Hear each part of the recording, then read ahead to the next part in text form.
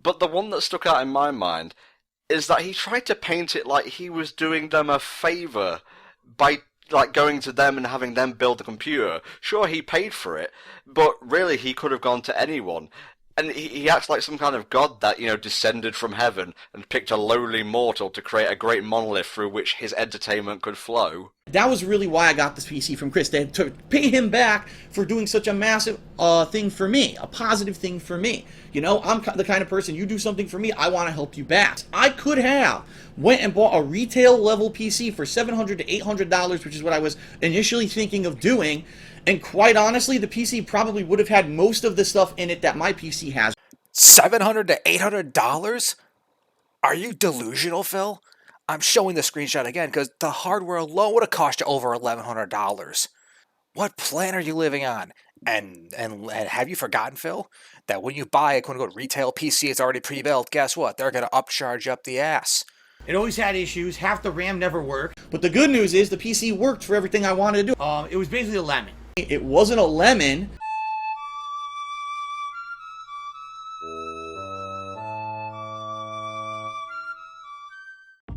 Hi guys, and welcome back to the tragic comedy of DarkSydePhil. And this time, we're going to cover one of the big first controversies that shook Phil's fanbase, the Furtado PC disaster, where both Phil and a big fan of his, Chris Furtado, agreed to an arrangement to where Phil would give money to Chris and his friend Teo, and in exchange, they would custom build him a new PC for gaming as well as content creation. And while at the start of this venture things were going reasonably well, eventually there became a lot of friction over the next couple years between Phil and Chris. And this eventually came to a crescendo in 2013 with a massive blow-up between the two. And Phil coming to try and do damage control, and he started launching some very serious accusations against Chris and Teo as far as the quality of the PC. Him accusing them of building him a lemon that had 500 problems in it, and that he could have gotten much better for cheaper, among many other very serious accusations.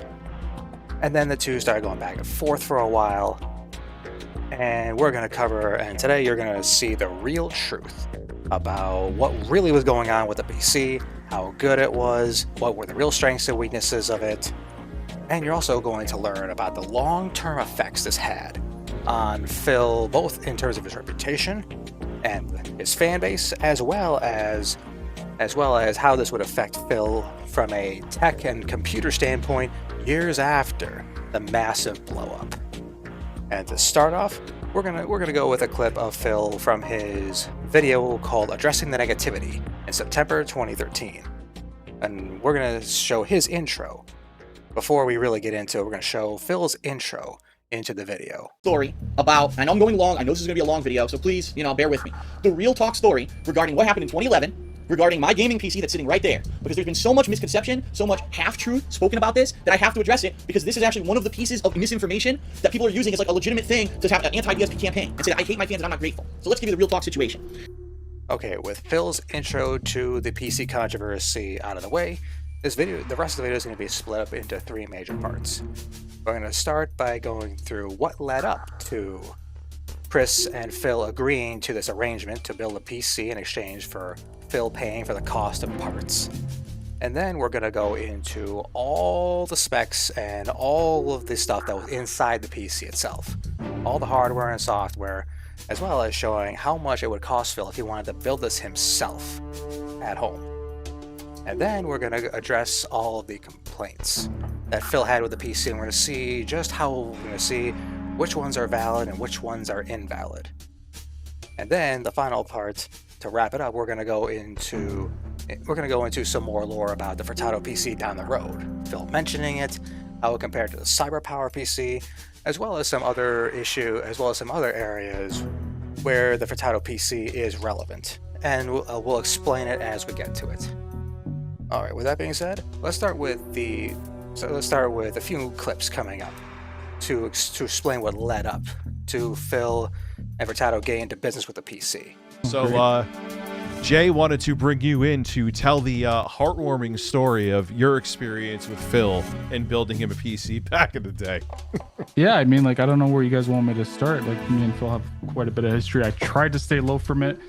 I mean, I said what I've had to say many years ago. Me and a buddy of mine also built his website and his forums that he used back in the day. This was the time where he was transitioning, doing content full time on YouTube, so he wasn't live streaming at this point. So I mean, like, I had briefly known. I think when I first created his website, I was still in high school. I didn't know you created his website. Yeah, too. Dude, Holy I fuck. forgot that part of the story. Appreciate it. If you can help in any other way, that would be appreciated. Spread the word about my content. Let's get people talking about DSP so that people will watch my stuff. And at the time, 2 people, and I say 2 people, it's actually a lot. One person approached me regarding building me a website. All right, his name was Chris Furtado. All right, and he was young. He was at that point, I think he was either 16 or 17 years old. So right at the get-go, I was a little bit wary. I said, you know, he's kind of young. Is he going to be mature about this? Is he going to be serious about this website, or is he just going to create it and then throw it to the wolves and just let it go to hell? Okay. He approached me. He said, listen, Phil, we're fans. Myself and my friend Teo would like to start you a fan site. We'll lay the groundwork, and then you can tell us what sections and stuff you want in it. You can use this website to move your massive community over to it, and it's going to be a great positive thing for you. You'll be able to do things like feedback threads. You'll be able to do contests. You'll be able to use it to get questions for Q&A sessions. And at that point, it was a massively positive thing. I was like, I can't believe it. I was so appreciative. Thank you so much for doing this. This is obviously going to be a massive boost for me, somewhere where people can go and talk about my content that's not just YouTube comments, okay? I remember it was like, I remember at that time it was like you and me and Minecraft back in the day, and I remember like all of a sudden you were like, oh, I'm building Phil's PC, and I was like, what the hell? That's crazy. How did that even happen? So how did it happen?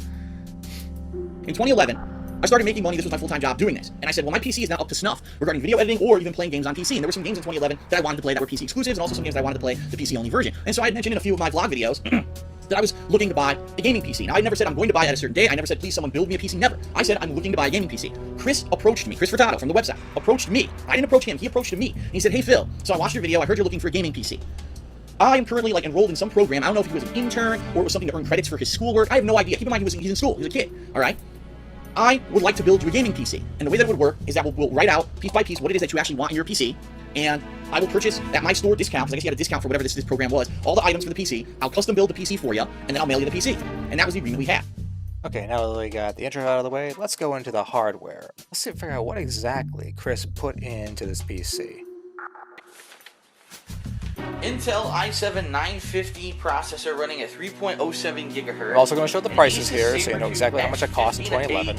Motherboard updated to the latest BIOS. 16 gigabytes of Kingston Extreme RAM running at 1333 megahertz. NVIDIA GeForce GTX 460, very good quality card, will run every game on maximum settings. I also included Sony Vegas Pro 10. Alright, and we're going to stop right there, and then we'll get to the software shortly afterwards once I gather screenshots in for it. As you can see already, the budget's getting pretty big. Okay, here's a zoom-in shot of when Phil opened up the PC. And as we can see on the bottom left of the PC, we can see it says GX 750 watt. That's his power supply. And upon looking it up, that power supply is between $90 and $100. Okay, and as we can see with this zoomed up shot of the PC, and if you look at the packaging in the back, you can see it's tough to make out, but it says CM Storm, which is a brand, which is the company that made the case for DarkSydePhil. And upon doing a quick little internet search for CM Storm computer case, especially if you look at the images section of your search around, you'll eventually find something that looks a lot like this. And on Amazon it says the CM Storm Enforcer case, and you can see that in the back it has the spot for the cooling fan. It has 2 blue and 2 black USB cables, along with a few other connections, and it has what looks a lot like the company logo we see on the front of Phil's case, and then we see some grooves in the bottom that look very similar to the ones that Phil shows. You see the grooves in the bottom, you see the exact same logo, the exact same arrangement of USB ports and cooling fan in the back. And that one is called the CM Storm Enforcer case. And so when you look it up, it will add to our total here. CM Storm case between $80 and $100. depending on various factors. And for like the final piece, we can just throw in a little bit of money for like the various bits of like the case and stuff that for like the various cooling fans and OC hard drives. He wanted 2 hard drives, so we can throw in a little bit of money for that, depending on how much. It's like I'm not gonna bother going in looking to do research into like the exact types of cooling fans and hard drives. We can just come up with a healthy budget, like between 50 and like $100 or whatever for that. And also, we can just throw in, because I also know, I'll mention later on that he did mention he got a Blu-ray player in here, because in case his PS3 went down, he wanted to be able to play Blu-rays and stuff. And so we can throw that in, like, along with miscellaneous expenses between 50 and $80. I think that's a reasonable estimate just for any unforeseen, like if he needs to buy cables or whatever. An extra 50 to $80 combined with the 150 bucks for fans and storage, it should be more than enough to cover all the bases as far as hardware goes. And now we can look at adding this up to get the grand total of how much Phil would have to pay if he had to build this himself, just hardware alone. All right, so let's crunch the numbers here. We'll start going, and we'll just go from we'll just do the minimum amounts for now. And so that way it'll give us some idea of like how much it would cost. And this might not include all the hardware, but these are the basic parts. So the processor, it's a minimum of 280. The motherboard is a minimum of 250. The RAM is 100. The graphics card is 200. Power supply is 90. The enforcer case is 80. Fans and storage, that's going to be 100. And miscellaneous, a minimum of $50. So for the hardware alone, we're talking a minimum of $1,150 if Phil wanted to build this all by himself. And those are like the bare essentials. And even though we're talking hardware here, it's important to point out the question of the operating system. Because before we go into like the extra software that Phil got in it for absolutely free, it's important to point out that I'm not going to include the operating system in the budget. And there's a very good reason for this, as we'll show, because Phil uses his own operating system, and one might wonder why. And to answer that, Phil will explain himself. But in addition to that, I've also found out how to upgrade my Windows, because I have Windows 7 Professional, and I have that, and basically this PC had Windows Home Premium installed on it, and I don't have a key for that. I tried to enter my key and it didn't work, so now I had to use an upgrade option, and now it seems to be upgrading the computer. Okay, now that we've tackled the hardware and all the issues of the basic essentials for the computer, now we're going to get into all the extra software that Chris threw in free of charge. And this is where things get really crazy. I'm going to start with the grand poobah, which is not just having video editing and antivirus and all the usual stuff that you would expect a fan to throw in, but also he threw in something that was basically the holy grail for YouTubers. I also included Sony Vegas Pro 10, good, because I need that for video editing. I need to learn how to use it, as well as Adobe CS5 Master Collection. You can thank my school for that, because they supplied you with those. I also installed Crysis 1. You Just to gave test him out this fucking PC. Adobe? Dude, Yeah, he got. got loaded with a bunch of like free shit from my school. Oh, Phil. I want to see it. The list goes on. Don't worry, there's still more. Okay, now to help show why the Master Collection was a YouTuber's dream, especially back in 2011, here's a video of a group showing how they were going to use the Master Collection to help their clients produce top-tier videos. And this is from 2011. Let's enjoy. And welcome to this CS 5.5 workflow training course. My name is Maxim Jago. I'm a filmmaker, media technology specialist, and trainer, working directly with companies like Adobe to produce and provide training courses around the world.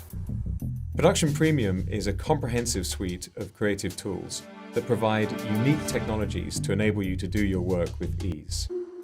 One of the special features of the entire suite is its interoperability.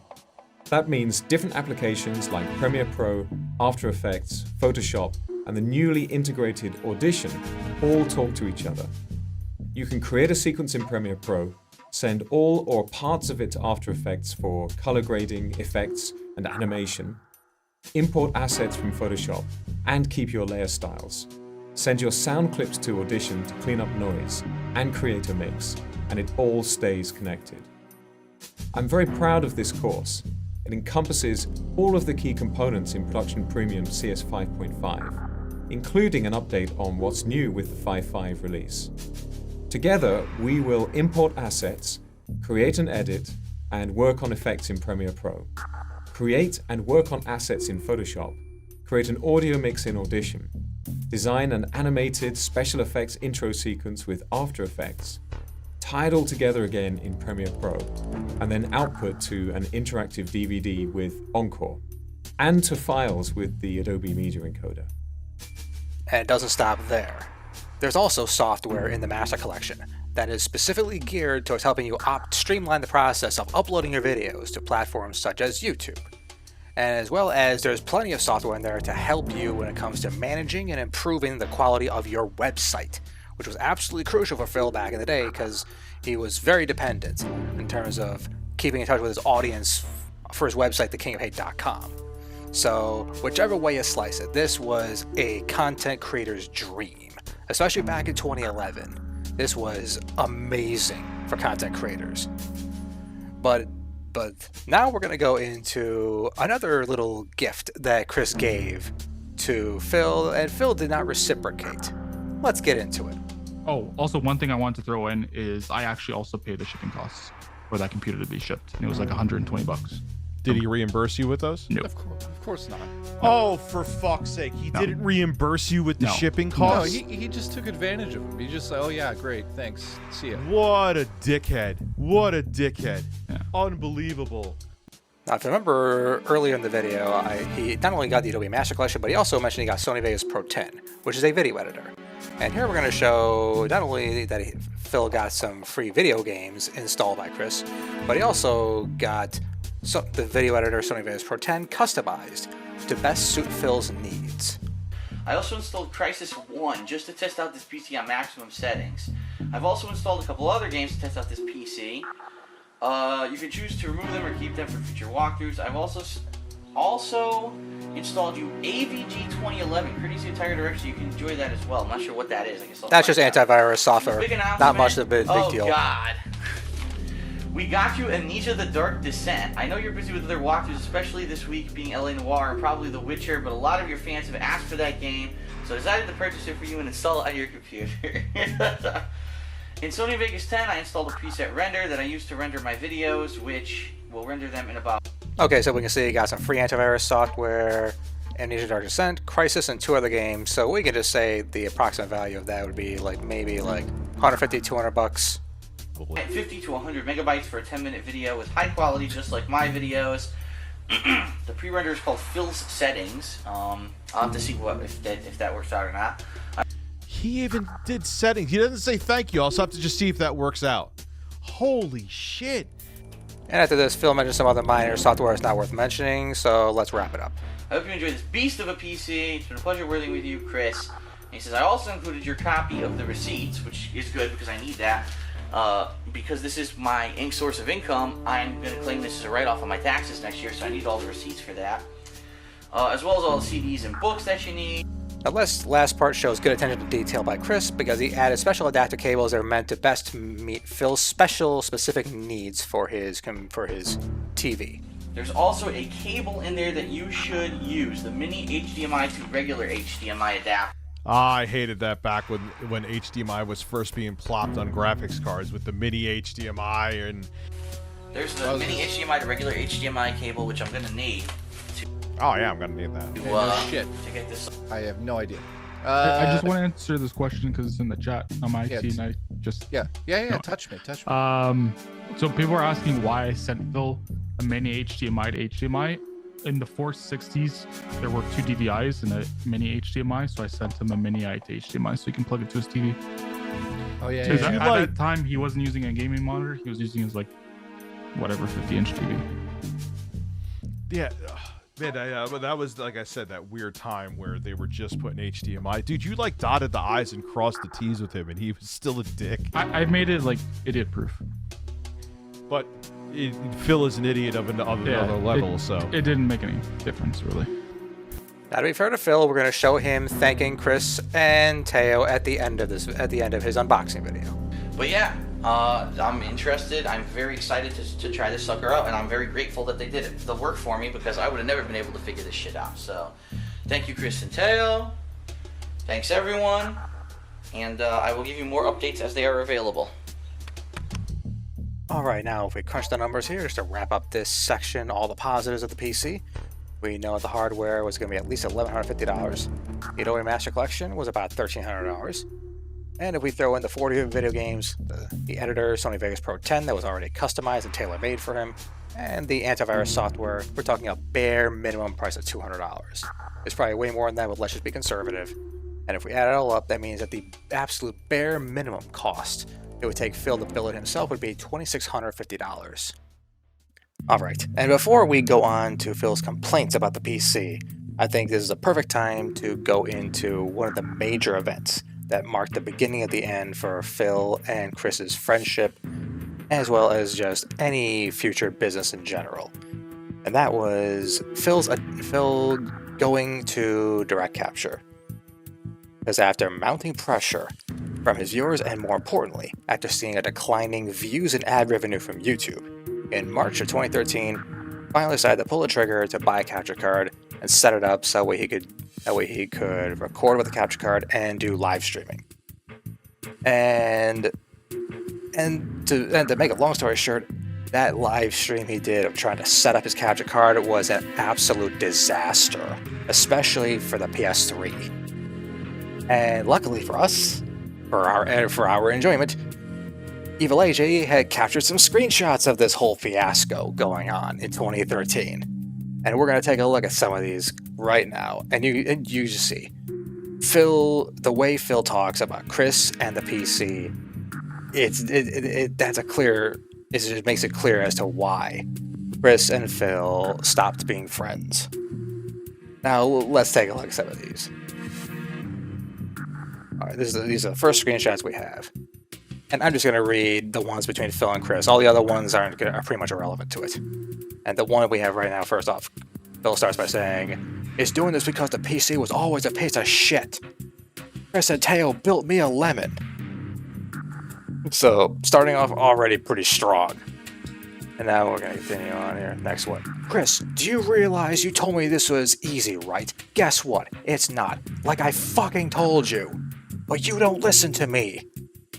And then we'll skip ahead because the Furtado one continues on to the next page.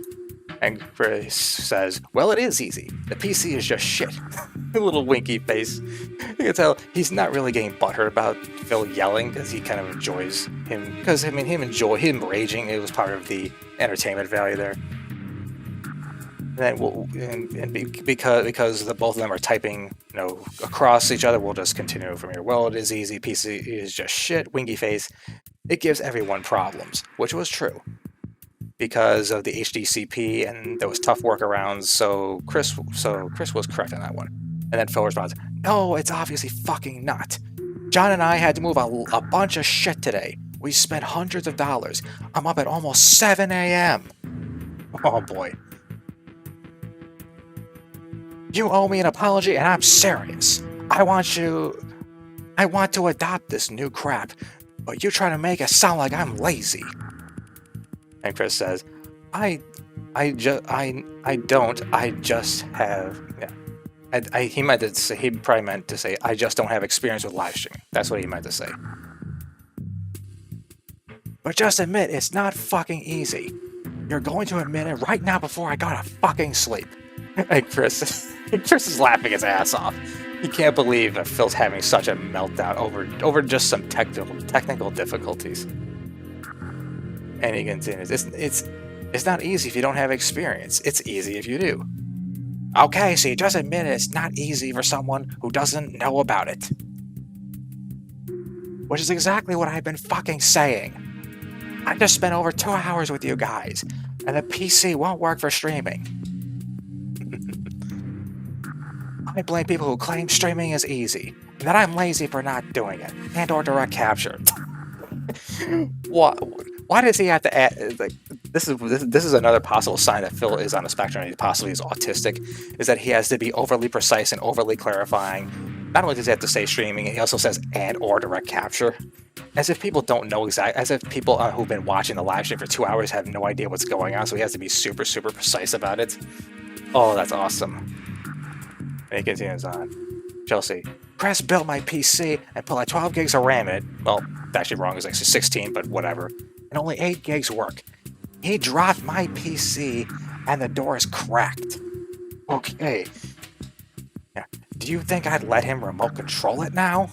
They're probably talking about some kind of remote access to try to help him deal with the issue. And then Chris comes back, I didn't drop it, UPS dropped it. Oh boy. Notice how Chris didn't apologize to me before he left, by the way. And then Chris responds, I'm still here. I'm finding tutorials on how to fix this. Oh, yeah. These are comedy gold. Again, I know it's like 12 years after the fact, but these are still gems, and it's so awesome we have these. I wanted to do direct feed MGS4 tomorrow. Now I might actually drop the entire thing. Nobody's watching the playthrough anyway. Oh boy, yeah, because MGS4, just for context, MGS4 was the first game that was where you actually see him transition from the camcorder to the direct capture style and live streaming of it. I believe it was in like March 13th, 14th, somewhere around there, 2013. That was when he had the first live stream with a capture card. And Furtado says, I'm purposely gonna go out tomorrow and buy this HD PVR2 gaming edition. And Phil says, I'm trying to tweak the stream. And then Phil referencing the capture card because I have the old one. Okay, they're talking across each other again, so I'll just continue with Phil. I'm trying to tweak the stream. Now it's locking up. I swear, every time that Phil tries to use any kind of technology whatsoever, it's a total fucking disaster. And the funny thing is that I actually have the exact same Elgato capture card that he was trying to do with the PS3, and so I could actually show, and that's one thing I could do for tech fails is show how to correctly do it and to deal with any potential pitfalls. But man, I swear to God, every time he tries to do anything with anything that involves buttons or like having to plug it into the wall, it's just a fucking disaster with him. I mean, and that's why my tech fails video is going to be its own series. But there's so many, not just with his capture card, not just with not knowing how to use a login page on Steam. But I mean, there's literally vlogs and stuff where he's talked about how he tried to use his new washing machine and he fucked it up, and it came with this big error message that said uneven load. And then his wife had to come in and take care of the mess, and then she reset everything, pushed a few buttons, and boom, it was good to go. He can't even use his washing machine. Oh man, I know that was in 2024, 2025, but anyway, tangent aside, let's move on. So his stream is locking up, even though he's trying to fix it. And everybody in the stream is laughing their ass off at him. And Chris says, I'm gonna record a tutorial for you. Oh god. Because again, he's so dumb that you literally have to like give him a step-by-step guide every single step. It's like, okay, first off, make sure your shoelaces are untied. Then after that, make sure that you're looking in the right direction. Then take then step forward with your left foot, step forward with your right foot. You know this is the kind of shit that you have to do with Phil, otherwise he's just gonna fail catastrophically. And then Phil says, Chris, don't bother, seriously. I've got 3 more capture devices in the mail. Which, first off, why would you think? Oh, and that's another piece of tech fails I can go into, is that he'll just literally buy random things without even checking whether or not they're going to actually be compatible with his hardware. And he would go on to do that in 2017 with one of his controversial Patreon scams. But anyway, yeah, this is another thing he does. He'll just impulsively just buy new hardware without even checking if it's going to work. And he goes on and says, just don't criticize me anymore, okay? And Chris gives the little winky face. He's laughing. You know, Chris is enjoying this meltdown. And Phil continues, I'll figure this out before you do. Oh boy. And that's the same one from before. I just don't need your shit. You don't know what you're talking about. And then he says, yep, the game blinks like crazy on my TV. That's just shit. Elgato doesn't work. Either. LOL, people are full of shit. My lord. Now I'm trying to get the PS3 to work and it doesn't. This is a joke. Oh, it's so easy. This is what everyone told me. And that's pretty much the end of it. Oh yeah, and also you see somebody over here, it says it's 9 a.m. here. So that means that when there was a previous message saying it was 7 a.m., he was already spending 2 hours. So now it's 9 a.m. So he's already spent another 2 hours trying to fix it, and nothing's working. So he spent over 4 hours just trying to get an Elgato capture card to work with the PS3, and it's a total fucking disaster. Oh man. Yeah, that's amazing. That Tech Fails video where I show exactly how to do it. And the first time I tried to set up an Elgato capture card, it took me less than an hour. And like a good probably like 40 minutes of that was because I was trying to hook it up to an ancient TV that was not compatible. So it was really more like 20-25 minutes to set it up on my first try when I was doing it by myself with no stream chat to help me. And I was just going by guessing by golly, and within like 20-25 minutes, I figured it out, boom. And the same thing with like setting up live streaming. Once I remembered how to set up a capture card, it took me maybe 30 minutes. And here's Phil with a stream chat of people helping him, and it takes him 4 hours and he still can't do it. That's astounding. So now having that context out of the way, and now you see that the major blow up. This was one of the biggest blow ups that sowed the seeds of the end of Chris and Phil's relationship. Now, with that context in mind, now we can go into the complaints and how his complaints changed over time. We'll just leave it there. Alright, for the first complaint, we're going to go to where Phil notices that there is a crack on the front of the case. Sorry. Oh, good, it's cracked. It got damaged in shipping. Yep. Oh, here we go. He's mad. It gets cracked. It got damage in shipping. Look at the snot coming. Here we go. There's a crack on the side. Well, I kind of expected this thing was going to get damaged. I did. I expected fully that it was going to get damaged in shipping, and there it is. A crack right on the front door. So I knew something was going to happen. Yeah, welcome to shipping desktops. Yeah, he knew because he's God. So Go ahead, Chris. regarding that, in that other video I sent you, Jade, there was actually a comment made by him where he actually changes it and he thinks I sent him that case damaged already. So he says oh my god. Stop it. He did a good... He's still the same asshole. He did a 360. Now he blamed me for that crack instead of the crack getting caused by the shipment.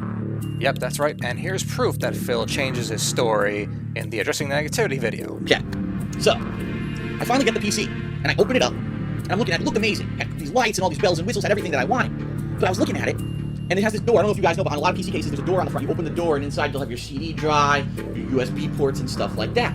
The door had a big crack on it. And I was looking at it like, how did that happen? Okay. But I didn't question that. So maybe, unfortunately, the case, might have showed up damaged or whatever. I don't know. But I thought Chris would have told me that this case has a giant crack on the front of it, but he never did. All right? All right, now before we continue, I just gotta say this. A crack on the door of the case, that is like the biggest nothing burger in the world. Like, if you ever had to pick a place to get a crack on your case or whatever, you would hope it was the door. Because that's basically the equivalent of having like a dent in the bumper of your car. Sure, it doesn't look nice, but for the most part, it does nothing to impact the performance. The same way for the crack in the door. It does basically, it doesn't do anything to impact the performance of your device. So him complaining about this, him getting upset about this, come on, it's the biggest nothing burger. And if it really bothered you that much, just take a screwdriver, remove the door, throw it in the garbage. There you go. Problem solved, Phil. A month or two later, I was trying to finally figure out what was going on with this crack on the front of the PC case, because I didn't know what was going on. And I started to ask around my mods on my website. So I started talking to my mods on the website. And one of them finally came out and told me, Phil, I hate to tell you this, but you pretty much, you screwed yourself when you did this and you got this PC from Chris. Because he didn't know what he was doing. Many times when he was building the PC, he actually sought help from people on the website to do it, because it was obvious he didn't know how to do it properly. He actually got the PC cracked, alright? That PC showed up to him damaged. And instead of making a claim on the delivery service that the case came from, he just let it slide. He said, well, oh well, it's not my PC, so I don't care that there's a crack and that the fan's damaged. Let it slide.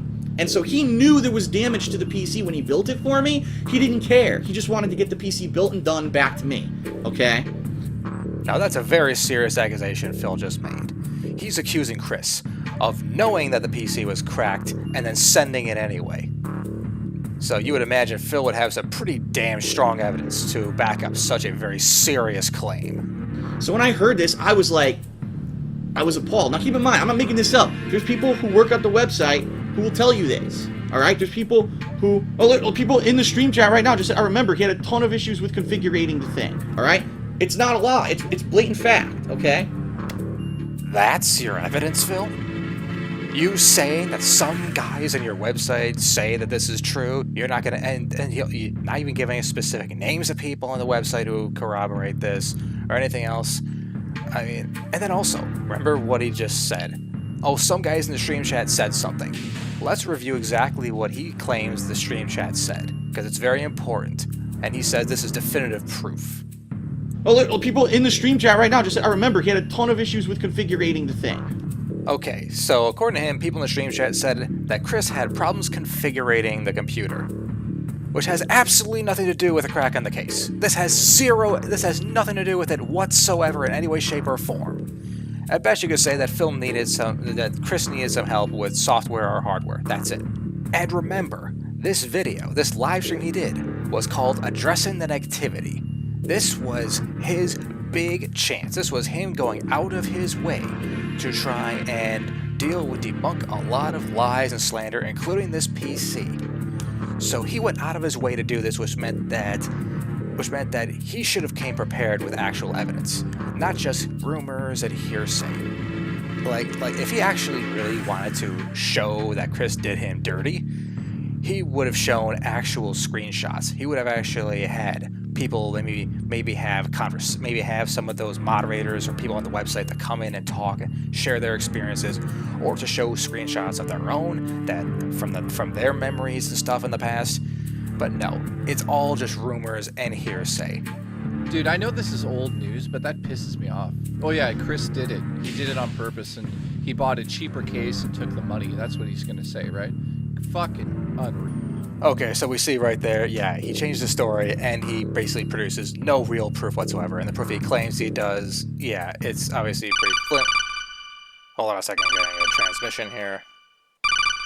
That's weird. It says it's coming from outer space. Hold on a second, guys. Yeah, who is this? Yeah, Major Detractors. What's going on here? Yeah, I'm making episode 2. Yeah, the whole crack in the case thing. Yeah, how do you know? Wait a minute. What? Are you serious? You're telling me it happens again? And you have proof of it? Oh, hold on. I'll tell them right away. Okay, guys. I just got some breaking news from people who claim they're from outer space. They say Phil's gonna flip-flop again on the story about how the crack was caused. And they say they have proof. It looks like the signal's really weak, so I'll pass it through right now. Let's see. This is how you do ship a PC. This is how you avoid a giant crack on the front of their PC that you just built. Holy shit, it's fucking true. Oh my god, just when you think it couldn't get any worse.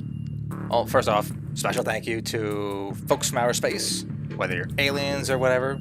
I thank you so much for another great nugget of truth. But oh god. So let's break this down here before we wrap this part up.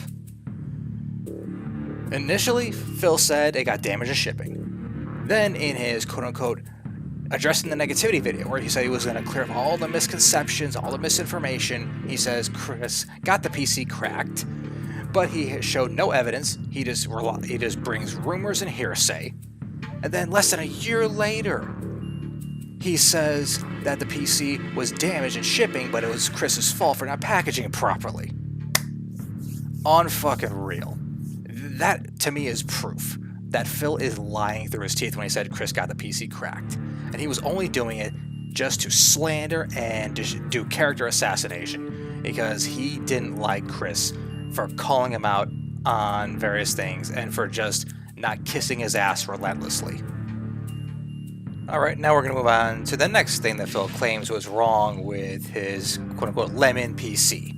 So I finally hooked the thing up. Come to find out, when I finally booted the thing up, okay, the front fan on it was damaged.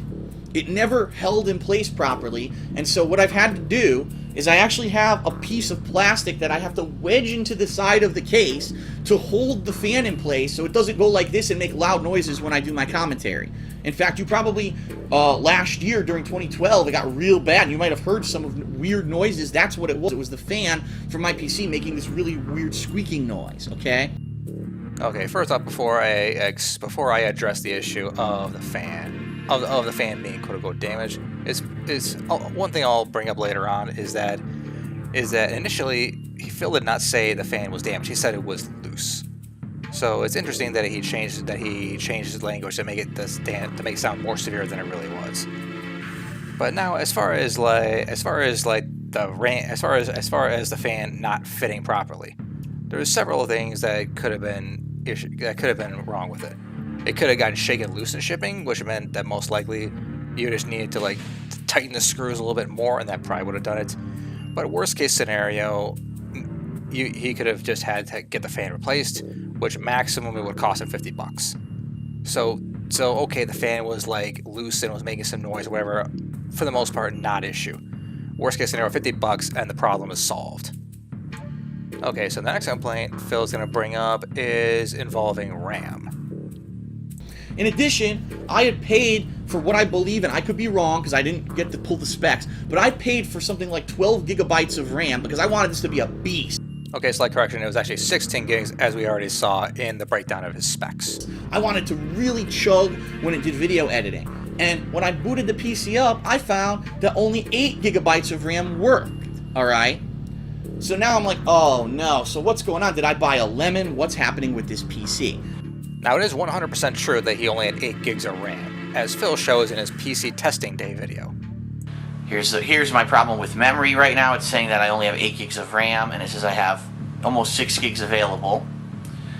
Luckily for me, it wasn't a lemon. It was just a series of mistakes made by Chris when he was making this PC, okay? He didn't tell me about these mistakes. He just basically said, well, there's problems with it. Oh well, mail it to Phil, too bad. I don't know why. I don't know why he wouldn't have said, Phil, there's a couple problems. Here's what's going on. I want you to know up front so you don't just get it and you're surprised. It was almost, I don't know. I'm speculating. It was almost like he was hoping I wouldn't notice. Like I wasn't tech savvy enough to notice that there were problems with the PC. Now, this RAM issue, it's another pretty much a nothing burger when it comes to complaints about hardware issues. It's first off, number one, he's going to claim that Chris showed a lack of transparency by telling him about those mistakes and stuff. And we're going to address that right away by going back to the Review NJ Talking to Chris video. And basically, Chris tells his side of the story. And it's amazing. The motherboard, for whatever reason, I think it was an Asus Sabertooth, it had 6 RAM slots, and I misplaced the RAM. And I noticed that after I sent him the box. But I did tell him where to put the correct RAM, and he never did. So if you look at the computer, I could see that where the RAM is, it's incorrectly placed. And I noticed that, yeah. Which is file it under not a big. If you could put a cartridge into a Nintendo Entertainment System, it's not a big deal. Now, for those who are not very tech savvy, and those who are not really much into gamers, I'll just put the analogy in a very simple way. RAM is one of the easiest things in the world to install. If you know how to plug a toaster into the wall, or a TV into the outlet of the wall, then you know pretty much everything you need to know how to install RAM. It's literally that easy. Phil could light himself on fire putting a cartridge in a Nintendo Entertainment System. Oh, and he never did it. You told him what to do, and he never did it. Because so this was an Asus Sabertooth. I don't remember what it was, but I know it was a Sabertooth motherboard, and it, for whatever reason, it had 6 RAM slots. And most motherboards only have 4, but like I've seen like high end ones with like 8 or whatever. It's like an even-ish number, but continue. Yeah. I told him, and I just showed him a picture of where it should go, and he never ended up opening it and rearranging it. So there's that. But I did, he understood that this was like one of the first computers I built besides mine, and he knew I was like doing an internship at the place I was. So it was like for school, so I was learning, and he was all right with that. Now, before we move on, I'll just address quickly. It's not 100% clear as to whether or not Chris's mistake is what caused it only have 8 gigs of RAM, or if it's possible, which it's been known to happen, is that when things get battered around in shipping, especially because Chris was from Canada, Phil was from the United States, so international shipping is always very risky already. And so it's entirely possible that one of the RAM sticks may have accidentally gotten knocked loose, and so it wasn't pushed in all the way, and so that could have also been the reason why he only had 8 gigs of RAM. Or, again, even worst case scenario, he could have got another 8 gigs of RAM for $50 at a local computer store or whatever, and he would have been good to go. So this RAM thing, again, is another nothing burger. You tell him there's a problem, and then he probably wondered why the performance was off on the computer. Yeah. He is such a monumental dumbass. It's incredible. He's gonna. I know he's gonna in his level 1 podcast, which is just him complaining for an hour and trying to get money from his audience. He's gonna say that this is all bullshit. You know that, right? 100%. He's gonna say this. We're lying. We're just trying to slander him. It's all made up. I believe Phil.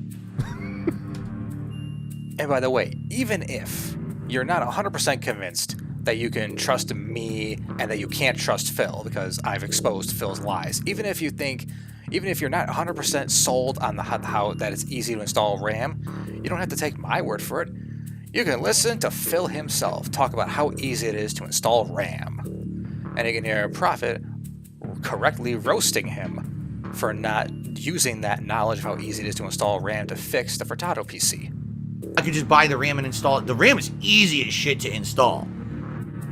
Okay, so why didn't you do that with the Lemon PC? You got that fucking Lemon PC built by those 2 nudniks that you called on your stream. Okay? All that was bad was 1 stick of RAM, and it probably just needed to be reseated. Instead, you went and spent $3,000 on the CyberPower PC. You could have put the RAM in the proper slot. He's gonna overclock it, but not fix the RAM to make it triple channel exactly. So what was it running in single channel then? That means. Yeah. Yeah, it was running in single channel. Oh my god, so this thing was fucking kneecapped because he couldn't take one of the sticks of RAM out and put it in the proper... I can't. Let's go. Now, the last complaint we're going to address is one that strangely Phil never mentions in his Addressing the Negativity video from September 2013. He only mentioned it, to the best of my knowledge, one time, or maybe like once or twice, months earlier in 2013, when he was insulting Chris and complaining about his PC nonstop. And we'll see the comment that he posted in June of 2013. Okay, here's a comment that Phil posted in June 2013, 3 months before the Addressing the Negativity video. And he says, Chris did not make the website, Teo did. And the current site is completely coded by FoZ. I paid Chris over $3,000 to make my PC, and only did so as a favor for an employment program to help him out.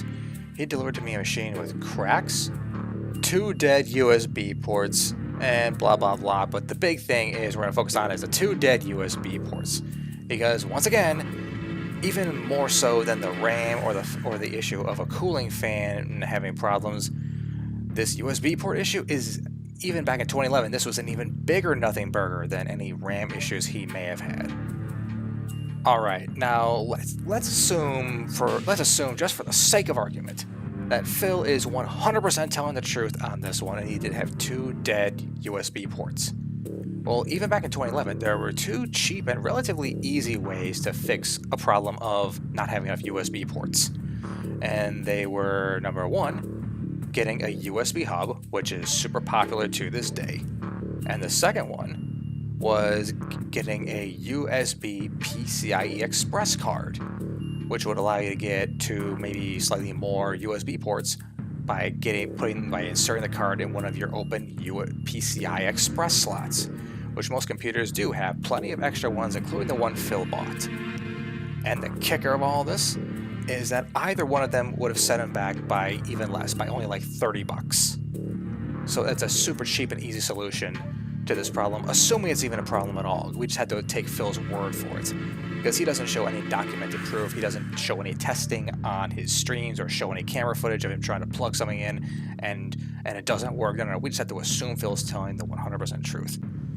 Which, by this point, you should see that, especially if you watched episode 1 of my Google AdSense video, you know that Phil is a pathological liar and we shouldn't trust anything he says. But even if this is the one time he's telling the truth, it's still a big nothing burger. It's a non-issue. And in case you needed more proof that all of these complaints were non-issues, look at what Phil says right here about the PC in total. But the good news is the PC worked for everything I wanted to do. I could do video editing, I could play games, all the high-end games were able to run on it at the time in 2011. Okay, now having addressed all of Phil's complaints with the PC, now we're going to go into the big question of all, which is how much Phil claimed that he paid for the PC. And you already saw a little teaser of it with the comment that he posted, but now we're going to get into we're going to start with June the King asking Phil where he got the number $3,000 from. And Phil trying to rewrite history to try to do damage control to make himself look like less of a liar than he really was. He was being negative towards me. But particularly with this PC situation, this was one of the first times in my history that this was someone who had been an outspoken supporter of mine. Like you had said, they built a fan site for me and everything. And when this thing showed up, I really did feel like they kind of screwed me over. Now, as if the first 50 plus minutes of this video wasn't enough to convince you that Phil is lying through his teeth and he's full of shit when he says, "Oh, they screwed me over." All you had to do was just look at the way he was talking right there. When he was saying, "Oh, when this PC arrived," he was literally avoiding eye contact. He was looking all over at the sky. That is a clear sign of distress when talking about this topic. And one reason that you could be distressed could be because you're lying through your teeth. But, we'll get into it as far as, him trying to claim that, "Oh, they screwed me over." Because, I have a lot to say about that down the road. And quite honestly, I probably shouldn't have made a big deal about it. I should have just let it go. It's not a big deal, right? I'm the YouTuber. I'm the guy making the money. I can just get another PC if I'm really that bothered by it or whatever. But it got to me, And then I start talking about it, and then I misspeak because what actually ended up happening is in the react to your documentary, someone had sent me the original video where I had ever brought this up, and we played it live on the stream. And in that original video, I had said, this PC is $1,600. I outright said that, and that was correct. Per your research, you confirmed it was a $1,600 PC. But because I'm so stupid, right? And I can't let it go, and I hyperfixate on it. And this guy keeps talking about it. I keep talking about it. The narrative changes to it's $3,000. I don't even know how that happened. I don't even know where that confusion happened, that the number got inflated. So it's right that you would call me out on that, and I'm glad that you did. But when there's certain things in the documentary that were kind of hyper focused on those moments, some people were like, "Oh, I wonder why particularly this or that was such a long segment." No, it's all good. So the $3,000 I believe came from a comment, and Mighty Furtado, I'm pretty sure, has that comment on his Twitter where you stated it was $3,000 that you said, right? Okay, now the story Phil claims is the real story is that he initially said $1,600, and then it eventually got inflated to $3,000 because he was obsessed and he couldn't let it go, and then he misspoke. And then he says, "Oh, I have no idea where that $3,000 number came from. I have no idea." And June the King, hey, shout out to June the King, he did an outstanding documentary. And given that he only had a matter of months to do research on DarkSydePhil, Whereas someone like me or Almighty Tevin, someone like Mr. Ludacris, we've been watching Phil for over a decade, so we've had like 100 times more experience with Phil and more chances to check out his bullshit. But so he tried to push back by saying, "Oh, it was a comment by Chris Furtado," and he was 100% right. But he didn't. He probably, just because the Phil lore is so deep, he probably didn't know exactly how the dots connected. And I'm going to show you how the dots connected himself. It's like he tried his best, and a big respect to him for taking on such the monumental task of trying to get into the DarkSydePhil lore and at least get a good idea of the overview. But hey, that's where guys like me come in, who know the lore, because I've been watching it for 11 years. And so I know the lies, and I know how to sniff out his bullshit. And that's exactly what we're going to do right now. And you're going to see the real story in the correct timeline and all the facts about when Phil said it was $3,000 and when he said it was $1,600. You're going to see the whole timeline right here. Well, let's get into it. Now, you guys remember that comment I showed you where Phil said, "I paid Chris $3,000 to build the PC"? Well, now you're going to see documented proof of when this happened. This was and this is going to be from Chris Furtado's own video from June of 2013, 3 months before the Addressing the Negativity video, to where he shows the comment and he gives the chain of custody so you know exactly where that comment came from. And again, this was in early June 2013. On Ask the King video. I think it's right here. So what I'll do is actually kind of show you guys so it's not made up. Let me just check here. I'm just gonna make sure that everything's loaded. Alright, so what we'll do, the King of 8, we'll actually see if one of his comments are here. This might be it. Oh, here we go. So, as you can see here, Chris did not make the website, Tio did. False. Me and Tio both did the website, we split the work 50-50. And the current site is completely coded by foes. The homepage is actually completely coded by foes. The forms are still the same. I paid Chris over $3,000 to make my PC. Not only did so as a favor for an employment program to help him out. So he is right about one thing. It was for a co-op program actually, but the 3K is bullshit. He delivered me a machine with cracks. False. There was no cracks on the machine. Like I stated before, if I'm building a computer either for you or for a customer at that current time, we wouldn't make the computer broken, or we wouldn't deliver the computer that was broken. 2 dead USB ports. False. All USB ports were working at the time. 8 or so gigs of non-working RAM. I actually corrected myself earlier in the video where I stated that it was actually my own fault for buying triple channel RAM. It was a noobish mistake. And a loose cooling fan. Obviously lying again. I could have gotten better for far less elsewhere. Chris then hated on me on the forums for being lazy to direct capture, then never apologized. You were grossly misinformed, dummy. Yes, because I should apologize you because I was trying to help you earn more money from direct capturing as well as live streaming. Because not only did your fans and other people who saw your videos complain about fucking filming a camcorder on your glorious TV, not only, you know, being shitty, but people wanted you to upgrade at the time. So basically, you're saying I should apologize for you making more money. I don't know. I don't know what to say. I think he has something wrong with him and he needs to get himself checked out. Phil, Evil AJ 2010 shouldn't be checked out. You should be, because you're the one who consistently keeps lying. Now, before I actually continue on, I'll actually show you guys real quick. Now, he says he paid over $3K to make my PC. Now, I'm getting a little bit angry inside because I hate people who continue to lie, and especially Phil himself, because somebody with over 160K subscribers, you shouldn't be lying like this, because when videos like this get created exposing you, you should be worried, because not only are people hating on you, but more people will continue hating on you. So he said that he paid $3K to build his PC.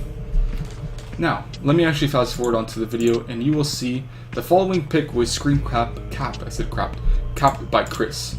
Let me kind of get to it. I don't know if you guys can see it, but April 23rd, 23rd, 2011, payment from Philip Burnell completed $1,213.45. That's USD. Now there is a slight discrepancy here because the screen cap that Chris showed was like for $1,200, and we know that Phil said that the PC cost $1,600, or thereabouts. Most likely it was because there were like a few other odds and ends that Chris may have forgotten about that were in a different PayPal transaction. So I could explain why the screenshot doesn't match with the $1,600 that Phil claims. Probably just an innocent mistake that anybody could make. So let's move on with the rest of the video. Now some of you might be saying, hey, wait a minute. But Phil said that he mentioned, that during his reaction to the documentary, that he actually pulled up the video of the time that he did say it was $1,600. Like, what gives? Like, when did he say that? Now we come to the bullshit. Now we come to proving that Phil lied right to June the King's face. Because the video he did it on was the one I've been mentioning constantly throughout this video. The time that he said it was $1,600 was in the Addressing the Negativity video from September 2013. 3 months after he posted a comment saying he paid Chris $3,000. Let's see him saying it was $1,600. And my theory is that he only said it was $1,600 after he saw that Chris Furtado openly exposed him as a liar and a bullshitter. Let's see it right here. But what I did do is I went on my PayPal to see how much money I sent to him directly through PayPal to build this PC. It ended up that I paid him almost $1,600 to build this PC by the time it was done. Now that's only what I could see through PayPal. I don't personally remember if I actually bought anything else outside of PayPal and put it into the PC too. I don't remember, but that was the investment cost that I put into this PC, okay? Okay, so let's recap what really happened here and how Phil openly lied to June the King's face. He told June the King that he initially, at first said it was $1,600, and then he eventually just couldn't let it go, got obsessed, and then he eventually misspoke and said it was $3,000.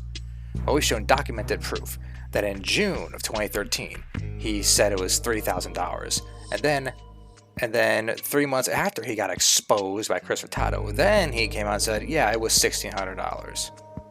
Alright, and now we're going to start tying this all together, because we're going to get to essentially like the peak of Phil just being a total dickhead about this whole situation. And what makes this part just so epic is that Phil basically acts like he did Chris a favor by giving him money to build Phil a PC. In doing so, Phil said he was doing him a favor. And words fail me every time that I see him say this. And we're going to start with a reaction from a lesser-known piece of outsiders criticizing Phil, which was the channel Hellfire Comms, which was a gaming live streaming channel that also did an old podcast back in the day called the Hellfire Cast. And one episode was strictly about DarkSydePhil from 2014, 2013, 2015, etc. And they were equally as shocked when Phil said that he basically did Chris a favor by giving him the privilege of building a PC. Let's listen. And then he starts, blaming Chris and this other guy, especially Chris. He starts blaming them for just sending him a computer that's allegedly a fucking lemon and it doesn't work. Ridiculous. What's funny is, he would say many things about Chris, but the one that stuck out in my mind is that he tried to paint it like he was doing them a favor by going to them and having them build the computer. Sure, he paid for it, but really he could have gone to anyone. And he acts like some kind of god that, descended from heaven and picked a lowly mortal to create a great monolith through which his entertainment could flow. At the time in 2011, so I really didn't complain. I said, you know what? Here's the deal. Chris did a real awesome thing for me when he made this website. He massively helped me, so as a way to pay him back, I did this for him. I'm sure he got credit, whether it was school credits or it was money. I don't know what he got out of it, but he got something out of it positive, and that was really why I got this PC from Chris, to pay him back for doing such a massive thing for me, a positive thing for me. I'm the kind of person, you do something for me, I want to help you back. I'm not just gonna say, oh well, thanks a lot, well screw you, I don't give a shit. And that's why I got the PC from Chris. Yep, your eyes don't deceive you. He did make it seem like he was like Chris with his time and effort was paying for the privilege of giving Phil, this godlike figure, a PC. It's just, I mean, it's like, I don't even know how he actually thought this was a smart thing to say. But it gets better, because now we're going to go into his peak delusions of grandeur as far as what PC he could have got if he didn't go to Chris. Let's listen. And this is where we're going to tie everything together we've discussed so far. I could have went and bought a retail level PC for $700 to $800, which is what I was initially thinking of doing. And quite honestly, the PC probably would have had most of the stuff in it that my PC has. $700 to $800? Are you delusional, Phil? I'm showing the screenshot again because the hardware alone would have cost you over $1,100. And let's assume that we take away the Adobe Master Collection, because he said, oh, most of it. Okay, let's just throw that out. Sony Vegas Pro and like maybe the editor, or the antivirus, that would have cost you at least like $1,200 to $1,300. What plan are you living on? And have you forgotten, Phil, that when you buy a quote-unquote retail PC, it's already pre-built, guess what? They're going to upcharge you up the ass. So most likely that quote-unquote $700 to $800 computer, it would probably cost you, after like fees and stuff, it would probably cost you over $1,000 anyway. Like, what plan are you living on? And I know exactly why he's saying this. Number one, because he's a numbskull who never does his research, doesn't look anything up, he just talks out of his ass. And number two, because this is a time when he was butthurt about Chris for exposing his lies, and he's doing everything he can to do a character assassination to try and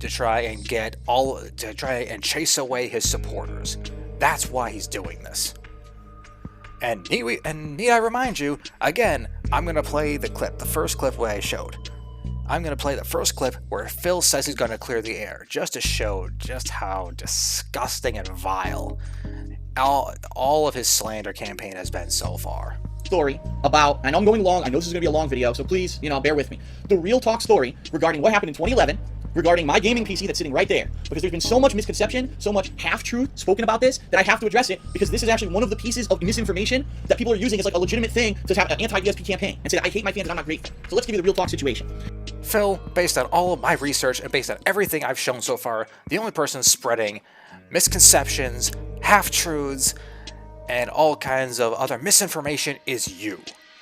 I've literally debunked all of your lies. I've shown all your complaints are nothing burgers. I've shown how to build it yourself, it would cost you, the hardware alone would cost you a good $1,100 to $1,200 minimum. It could possibly be as high as like $1,400. And then if you had to build the PC exactly the way that Chris got it for you, it would cost you over $2,600. It's like the only person who's lying here and spreading misinformation is you. And especially because this was one of your former fans, it's extra disgusting and extra vile that you're doing this. And that you're only doing it because of your pride and your ego. And you don't want to admit when you're wrong. Alright, now that we've wrapped up the whole PC itself and the whole addressing that activity video and all the lies over there, now we're going to go into the aftermath. And we're going to go over several clips here from Phil talking about the PC months and years afterwards. Mainly, we're going to talk about his new CyberPower PC, the unboxing, and some of the disastrous test videos and live streams he did over there, as well as two other instances where he mentions where he talks about the PC, as well as another way that he could have used the PC onwards. As late as 2022, he could have still found a way to use that PC to help him get out of some problems he was having with content creation. Let's start. So to start, we'll go with the unboxing video. CyberPowerPC.com. So this is going to be interesting because I've never ordered from these guys before. If you remember the PC that I ordered 3 years ago, the one that I've used for 3 years, unfortunately I had some amateurs assemble it for me as a favor to them, basically, to help them out with their summer internship, and that one always had problems because it was done incorrectly. This time I went to professionals. So if anything goes wrong with this PC, I can basically go to them and say, no, you guys have to fix it because it's under warranty, okay? So here we are, and this just showed up. It weighs 50 pounds. Alright, now we'll get to the physical boxing part, the physical unboxing segment. And the next clip will look a little familiar because it's the same one I got from my extraterrestrial friends. So let's enjoy. CyberPower guys put extra padding on it. So here's, I can see the box here is for the actual PC tower, but they put this extra protection around the edges, which is pretty nice. So let's get it off.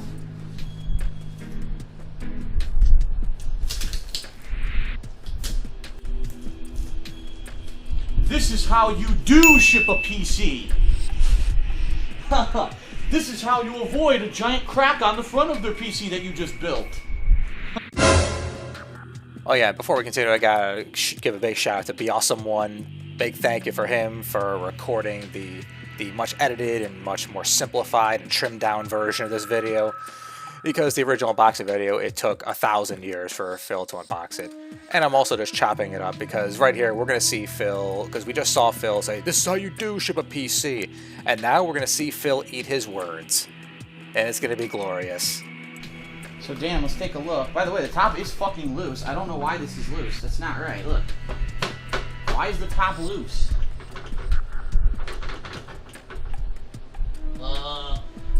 That's not right. It's supposed to be fucking loose. Look.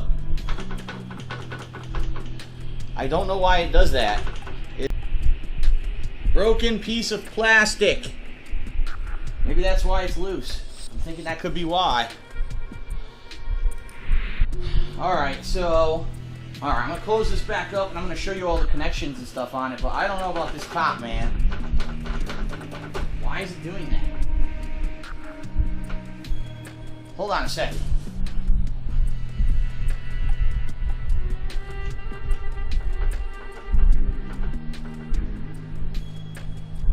Oh, I can tell you why. That broken piece of plastic is the hinge for the top. Yep. The broken piece of plastic was for the hinge. The hinge is broke. Or not the hinge, it's the post that goes through that holds this in place, broke off in shipping. This is how you do ship a PC. Yes, indeed, Phil. This is how you do ship a PC. Oh yeah, that edit. I just had to throw that in. I just had to do it. And now for the unboxing video, we're gonna take one more pot shot at Phil here. Just because, remember how I said that, you know, during when I was talking about the 2011 PC that Phil had a Blu-ray player in it, and I actually factored that into the budget as well.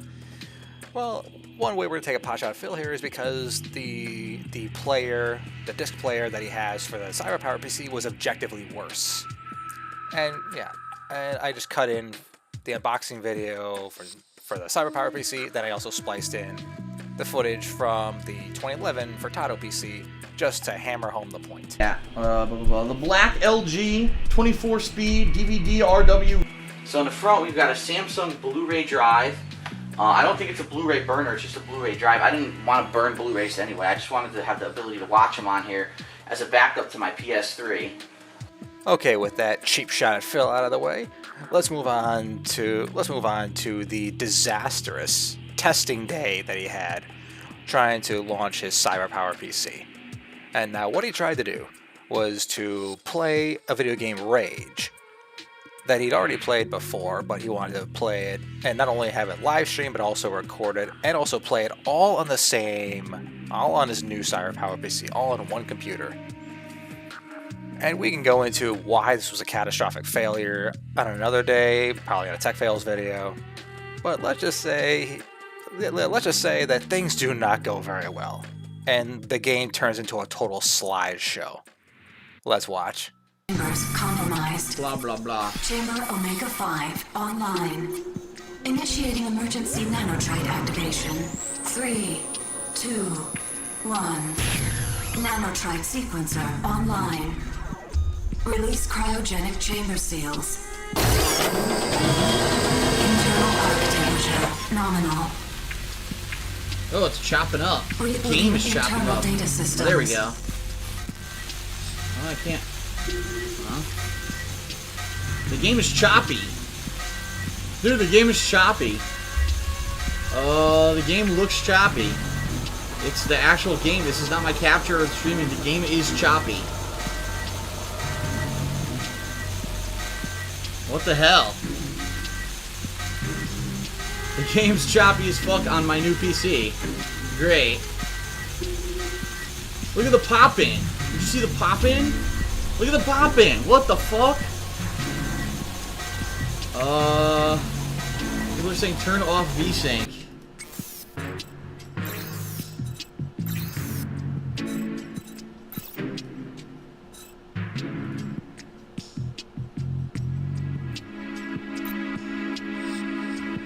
Okay.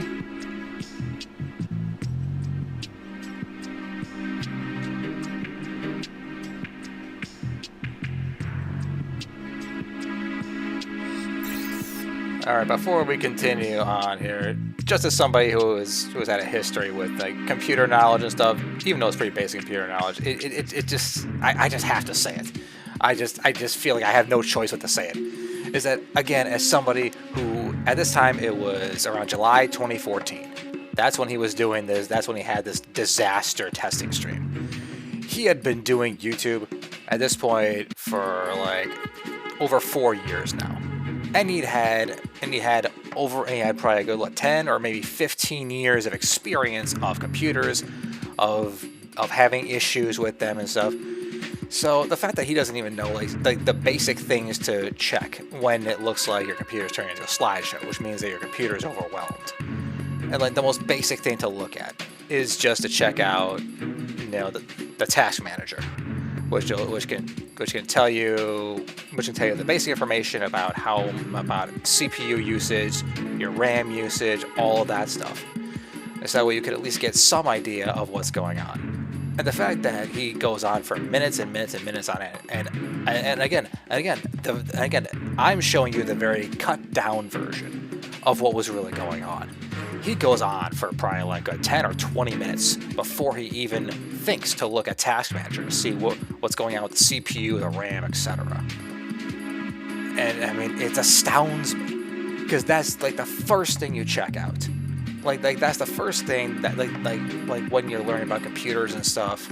That's like the first thing you check when it looks like things are getting slow or choppy or whatever, to see whether or not your computer hardware is getting overwhelmed. Anyway, let's continue with this video. I mean, the disaster continues. Arc external pressure seals fully released. It's terrible. Look, it's terrible. Now confirmed. Our door lock disengaged. Absolutely horrible. It's choppy as fuck. Look. It's garbage. Initiate pre-recorded media playback. This is President Davis. You, the Ark Volunteers, are mankind's last hope. Our survival, our very existence rests in your hands. No one will know what you will find when you awake. It's awful. It looks god-awful. You and the contents of these arks will form the final barrier to the...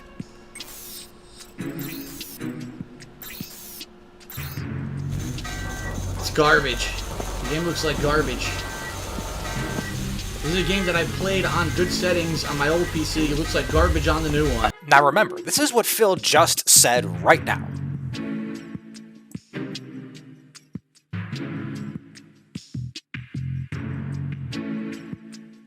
For the PC that I ordered 3 years ago, the one that I've used for 3 years, unfortunately I had some amateurs assemble it for me. Okay, now to wrap up the whole disastrous CyberPower PC situation. Phil says in that whole disaster streaming test, he said that he paid like $3,000 for the computer. And even for like pre-book computers, that was a pretty bad deal on Phil's part. It was, without a question, the maximum he should have paid would have been like $2,000, which is just hilarious given the context of this video. Is that he was claiming where he'll claim that, oh, I got a bad deal from Chris, but yet the real bad deal he got was from CyberPower.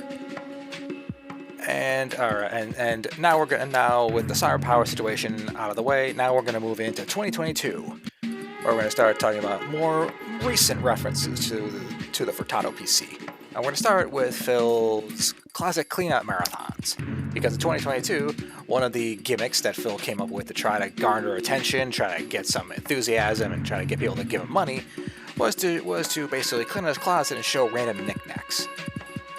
Now, for most streamers who try to do this, it would be just absolutely absurd and laughable. Because, I mean, you're basically trying to get the audience to watch you basically do spring cleaning and do household chores, which for most people would be absolutely laughable. And for probably like a good, and for like the vast majority of Phil's clean out live streams, it was just that. But to be fair to Phil, because he was a content creator, and because he didn't have partnerships that he got knickknacks and stuff from, every once in a while you would get a diamond in the rough. Like one of the big examples was that when he was partnering with Machinima, they gave him a Machinima brand Xbox 360, which is frankly pretty awesome, and it's definitely like a huge novelty. And even if Phil had no uses for it now, he would definitely, because of the novelty, because it's a Machinima brand, and he also had the Machinima Xbox 360 controller, I'll bet you any money that could have fetched a heavy price on eBay, Amazon, etc.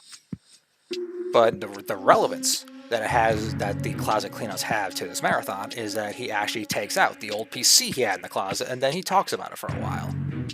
So let's see what Phil has to say about the Furtado PC, now 11 years after he bought it.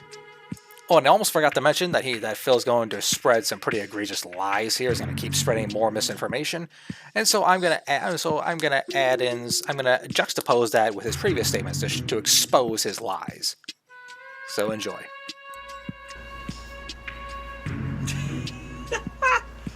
This is my old PC. Oh! My old PC that I used from 2010, 2011 through 2014, right?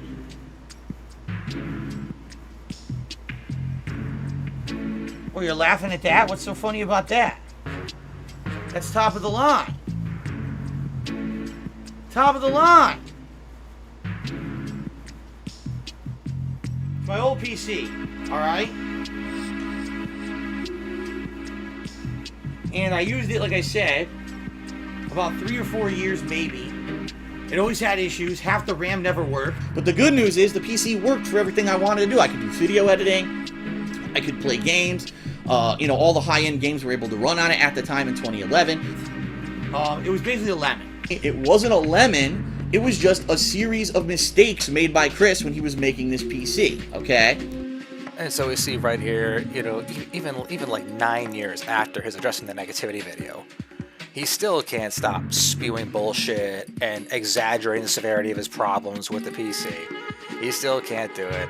And to this day, he's still not going to stop. But now we're going to move on to Christmas of 2022. Around the time that his capture device died, and he did an entire live stream, asking his viewers for help and trying to figure out what's going on. And this is where we get into, and this is where we're going to go into the lore of what could have been if Phil actually tried to take care of the PC and tried to use it, and it could have helped him get out of some pretty messy situations when it came to his content creation.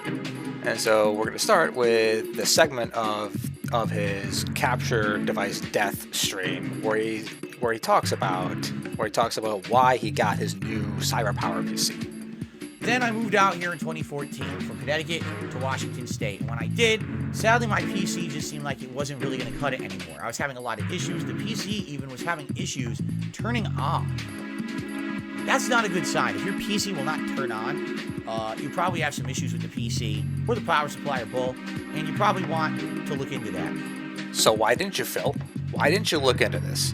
You said it had difficulty turning on, so I mean, and again, Phil, when you moved, you didn't move to the middle of like Kansas or like the farms in Iowa. You moved to the outskirts of Seattle, the west coast of the United States. Especially back in 2014. While it's still going on now, but it was much better back then. But the tech industry, especially back in 2014, was thriving. All over the West Coast, the tech industry was going gangbusters. And as an extension of that, I guarantee you that there were probably more small mom and pop computer repair businesses. There were probably more of those computer repair stores than there were probably gas stations in Seattle. So there was probably a million. So Phil had every opportunity to just go in, and whether it was a business as big as like Geek Squad or just some mom and pop store. He could have had them come in and said, "Hey, my PC is having issues. Check it out. What do you think?" And then he could have at least got a diagnosis of what they think is wrong, and then at the very least had the opportunity to fix it. So at least in the short term, okay, the PC is in good shape. And so even if down the road you don't want to use the PC anymore, you at least have a good backup in case your future PC has problems. So at that point, I was like, listen, I need to upgrade. I absolutely do. I need to get a better PC, something that's kind of top of the line for what I need to do. I want to be able to game on it. I want to be able to capture on it. I want to be able to stream from it all at the same time. Like, that was the intention, was game, capture, stream, everything. I want a top of the line PC. Yeah, you wanted a top of the line PC that could game, stream, and capture all from the same device. And we know how well that ended, don't we, Phil? It was a total disaster. Arc external pressure seals fully released. It's terrible. Look, it's terrible. Now confirmed. Outer disengaged. Absolutely horrible. It's choppy as fuck. Look.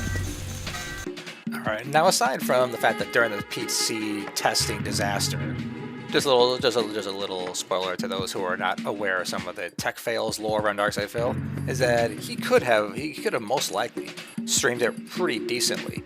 But the problem was he said he used the wrong encoder to handle the streaming and recording. That was the big thing.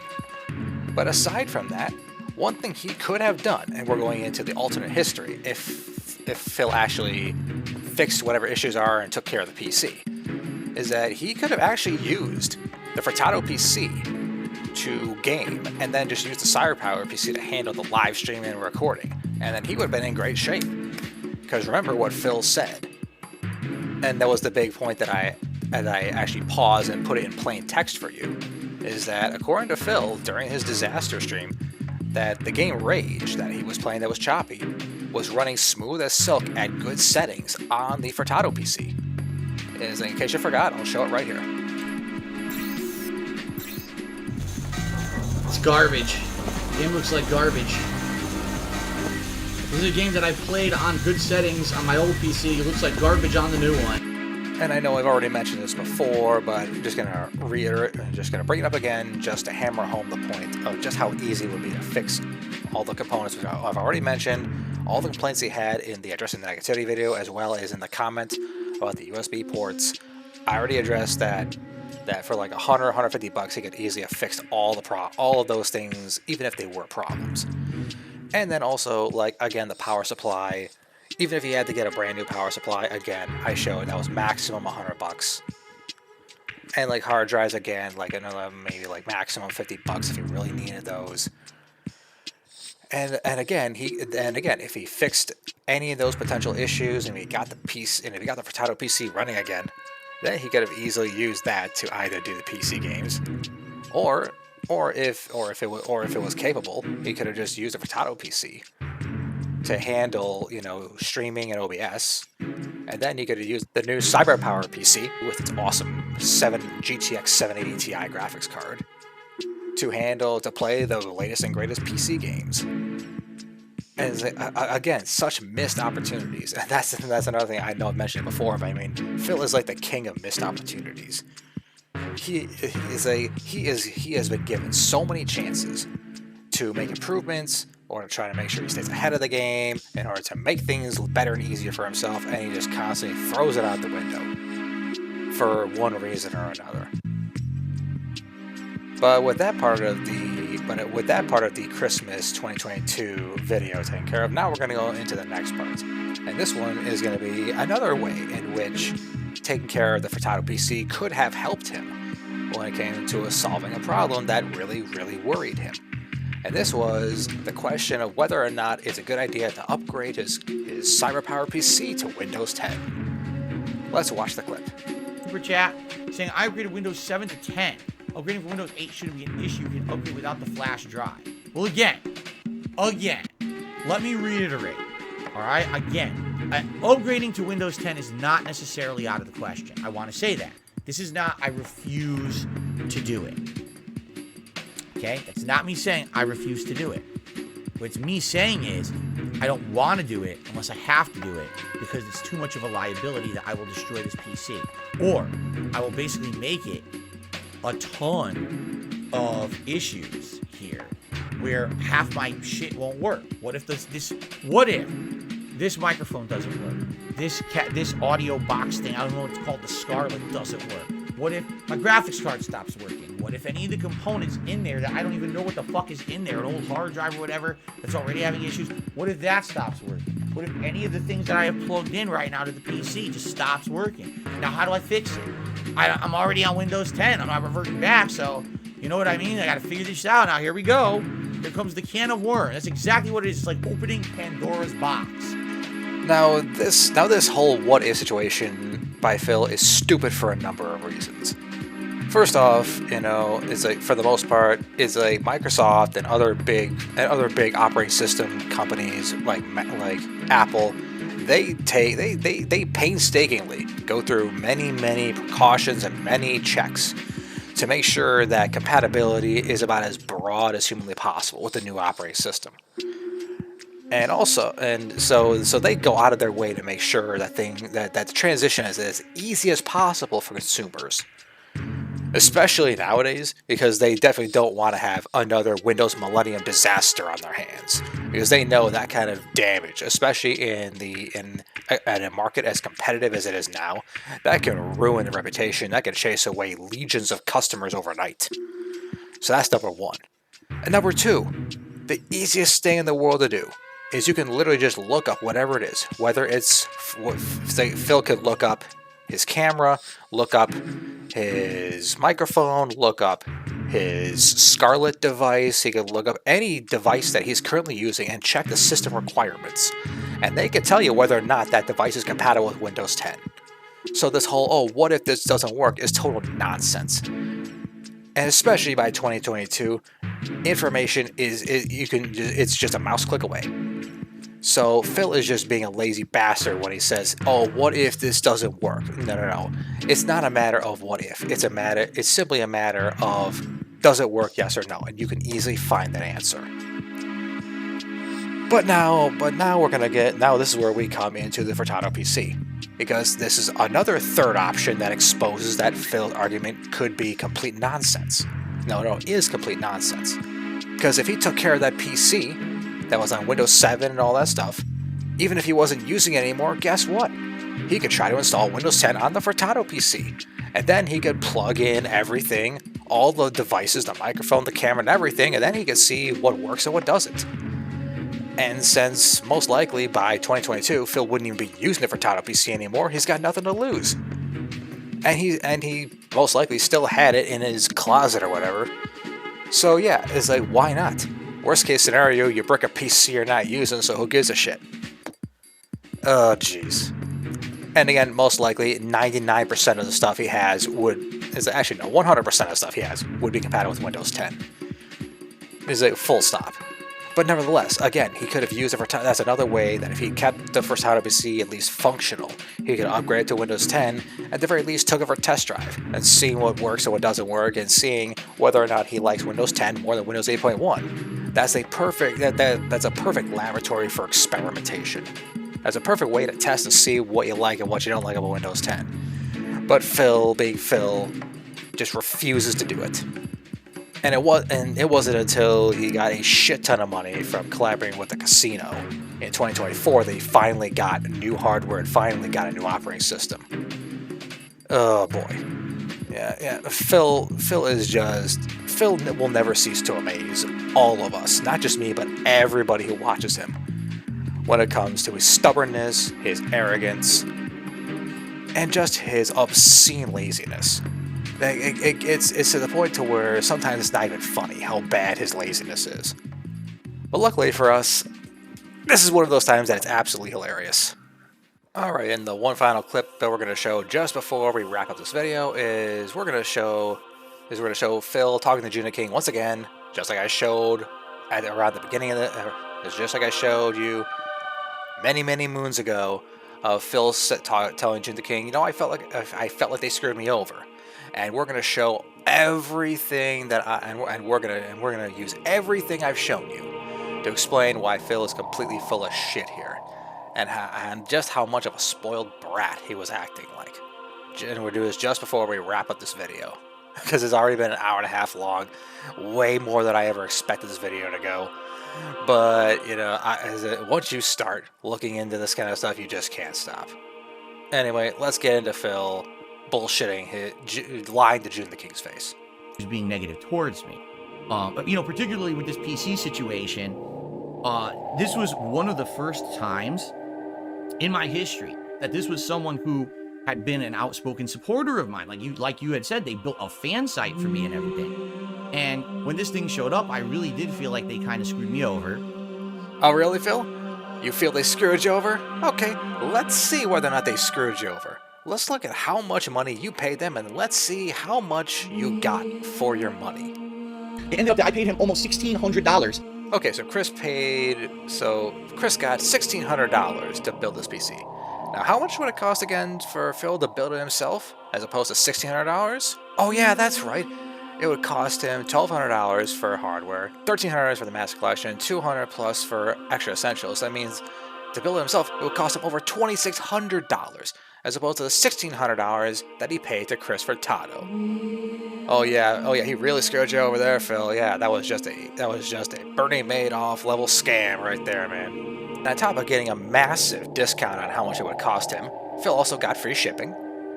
Oh, also one thing I wanted to throw in is I actually also paid the shipping costs for that computer to be shipped. And it was like $120. Did he reimburse you with those? No. Of course not. No.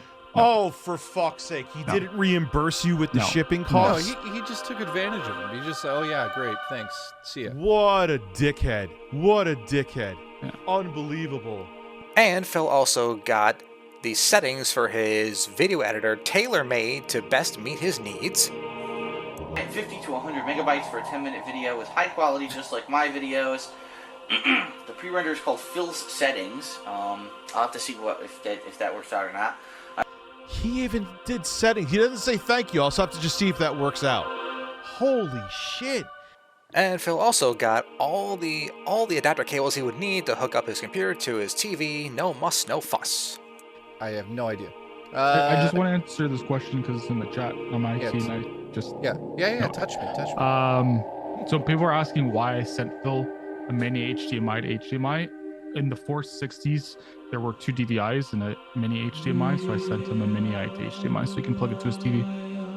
Oh yeah. Because at that time he wasn't using a gaming monitor; he was using his 50-inch TV. Yeah. Man, but that was, like I said, that weird time where they were just putting HDMI. Dude, you dotted the I's and crossed the T's with him, and he was still a dick. I made it idiot-proof. But Phil is an idiot of another level, so it didn't make any difference, really. Okay, so I think I've made it abundantly clear. Phil did not get ripped off. And personally, I think Phil knows deep down he did not get ripped off. He did not get screwed over. I think deep down Phil knows he had a sweetheart of a deal. But Phil, because he's very emotional and he lets his feelings govern him, he has to keep believing. He has to try to convince himself that he got ripped off. That Chris screwed him over, especially that he did it on purpose. Because of his personal hatred towards Chris Furtado. It's exactly the same reason why he wanted nothing to do with Keemstar when he was given a proposition to get $50,000 to be part of a weekly or a twice weekly, podcast called the Lolcow Podcast, which later became Lolcow Live.